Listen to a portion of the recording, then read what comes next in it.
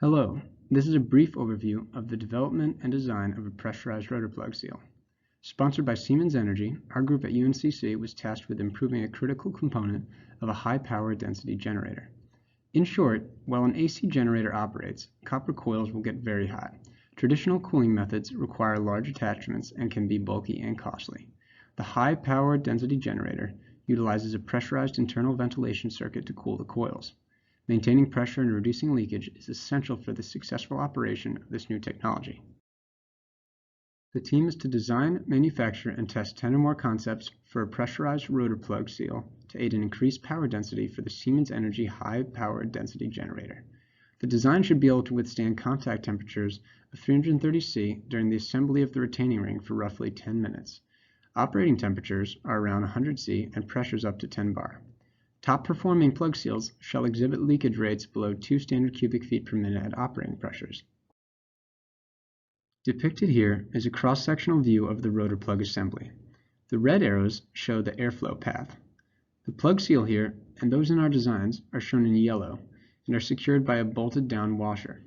The primary seal is a circumferential FFKM rubber ring surrounding the rotor. If this fails during operation, our secondary plug seal should ideally have a different failure mode and have superior longevity. This table outlines at least 10 different design concept geometries that were developed by the team this fall.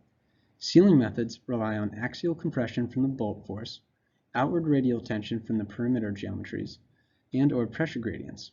Some designs leverage an intermediate component. This can be pressed outward by inclines, use spring-back forces, or rely on Poisson's expansion. An example of some of the FEA done to iterate through changes in concept geometry is shown here for the drafted edge with undercut design using PEEK. The left side of the figure shows the von Mises stresses on the surface of the part, while the right side depicts the inward deformation of the drafted edges. Feasible manufacturing processes were selected, all assemblies were viable, and cost estimates all came in under budget. The team will utilize custom molding, CNC machining, perimeter wrapping, and welding to bring prototype designs to fruition. In the spring semester, prototypes will be manufactured and tested in 2 phases. The first round of prototypes will be tested in the simpler single-slot fixture. Those top-performing designs will then be modified, manufactured, and tested in the more accurate 3-slot fixture. The final product will be a complete tested prototype recommendation. The team has been hard at work, and we look forward to seeing you at the Expo on December 10th.